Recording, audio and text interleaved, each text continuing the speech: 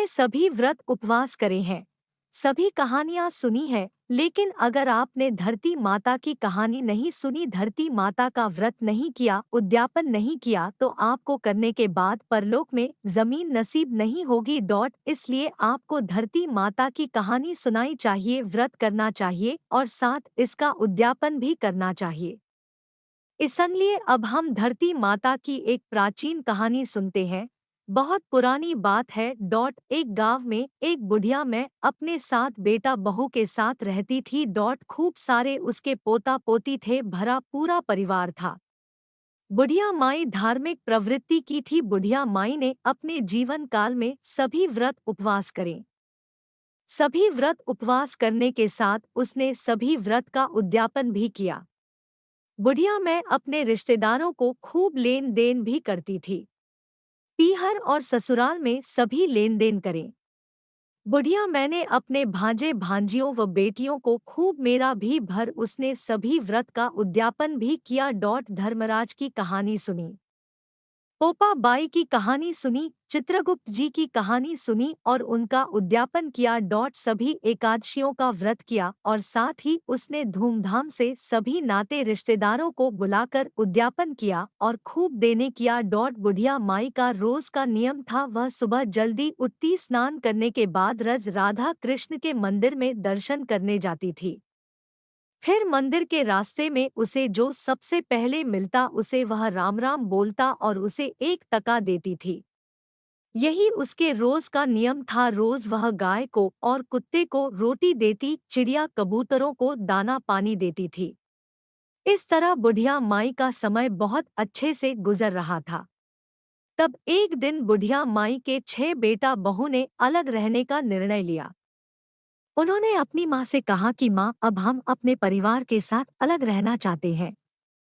बुढ़िया माई ने कहा कि बच्चों, जैसा तुम्हें ठीक लगे, तुम सभी भाई बिना लड़ाई झगड़े के अपना अपना हिस्सा लेकर अलग रहने लगो। क्योंकि यही तुम्हारे पिता की इच्छा थी और यही मेरी भी इच्छा है।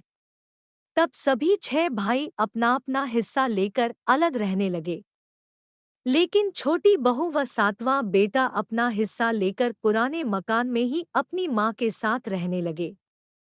बुढ़िया माई ने अपने 7वें बेटे से कहा कि बेटा, अगर तू भी अलग रहना चाहता है तो अपना हिस्सा लेकर तू भी अलग रह सकता है।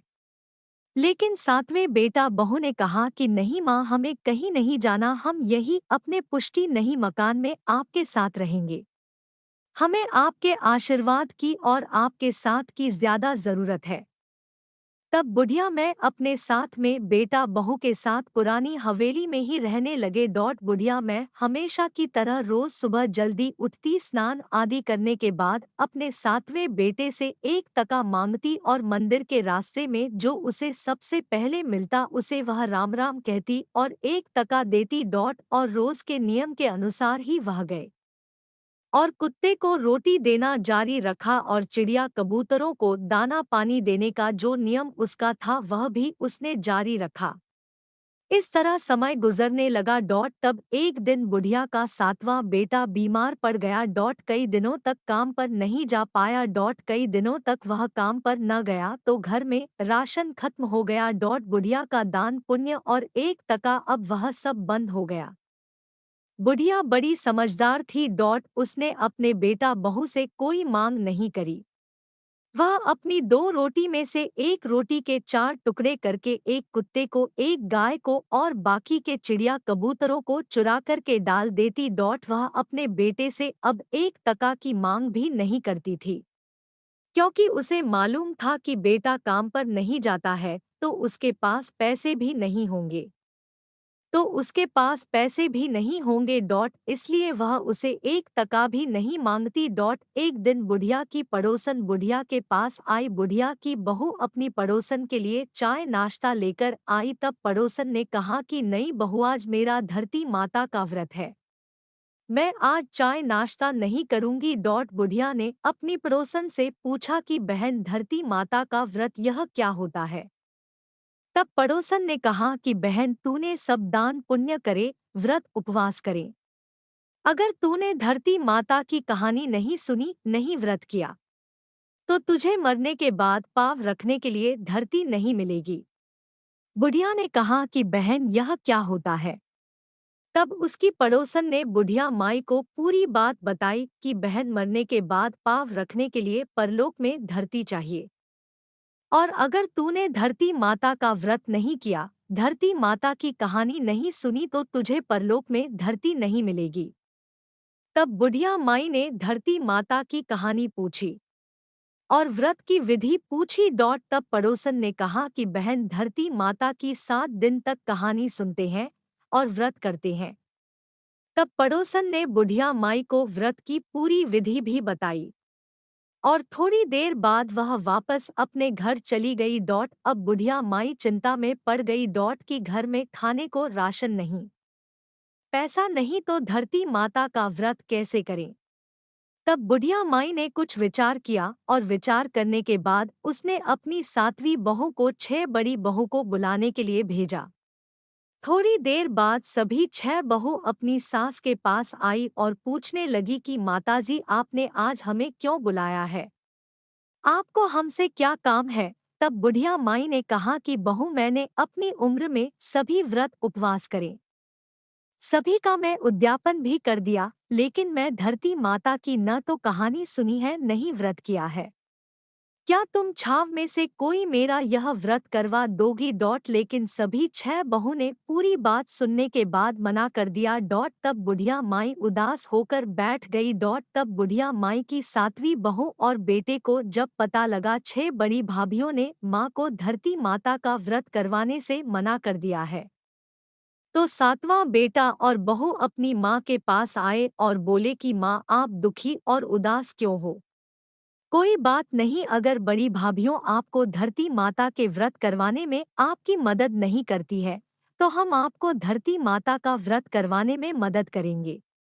आप चिंता क्यों करते हो, हम आपका व्रत पूरा करवाएंगे। आप बताइए क्या करना होगा। तो बुढ़िया मैं खुश हो गई। उसने कहा कि बेटा 7 दिन तक धरती माता की कहानी सुनते हैं और 7 दिन तक व्रत करते हैं।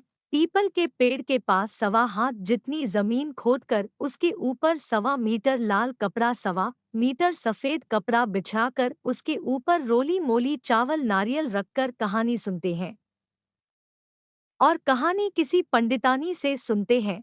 और 7वें दिन इस पंडितानी को भोजन कराकर पूजा के वे सारे सामान उसी को दे देते हैं। तब 7वां बेटा बोल माँ तुम व्रत की तैयारी करो, मैं आज ही काम पर जाता हूँ।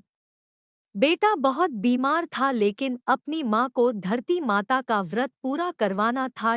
इसलिए वह घर से काम के लिए निकला तो उसे ही दिन बहुत अच्छा काम मिल गया और शाम को उसे महंताना भी बहुत अच्छा मिला।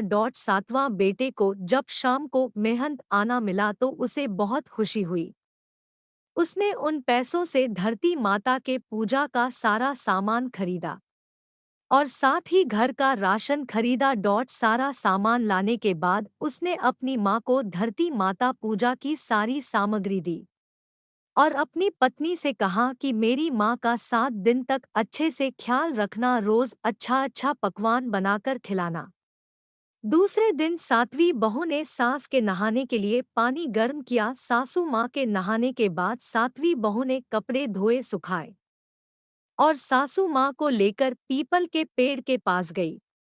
वहीं मंदिर की पंडितानी को भी बुला लिया। 1.25 हाथ लंबा जितना धरती कोड़ी, उसके ऊपर लाल कपड़ा और सफेद कपड़ा बिछाया, रोली रखी, चावल रख, नारियल में 11 रुपए रखकर पंडितानी से कहानी सुनी। उसके बाद 7 बहू अपनी सासू माँ का हाथ पकड़कर वापस घर लाई। घर आने के बाद साथ ही बहू ने अपनी सासू माँ को चाय पिलाई। फिर उसने घर का सारा काम किया, पति को काम पर भेजा और शाम को तीनों ने व्रत खोला। इस तरह 7 दिन तक 7वीं बहू ने अपनी सास की खूब सेवा करी। 7वें दिन इस पंडितानी को जिससे 7 दिन तक कहानी सुनी थी उसे भोजन कराया। धरती माता के पूजा का सारा सामान उन्हें दिया और साथ ही 7वीं बहू ने साड़ी, ब्लाउज, पेटीकोट और दक्षिणा के रुपए सांस के हाथ से पैडिटनी को दिलवाए।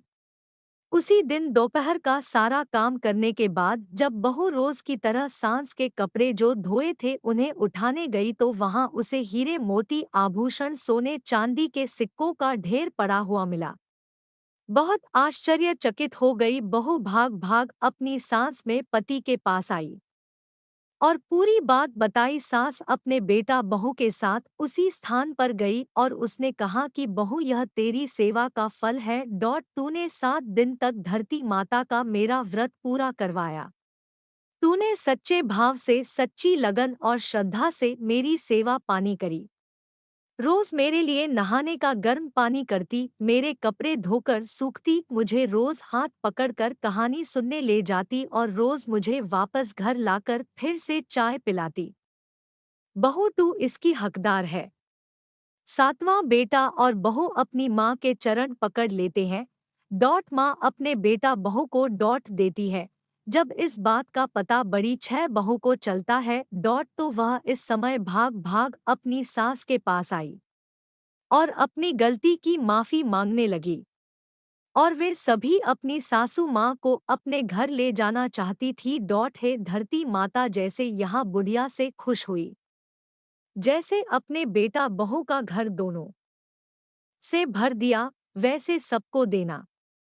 कहानी करने वाले को, सुनने वाले को और पुकार भरने वाले की भी।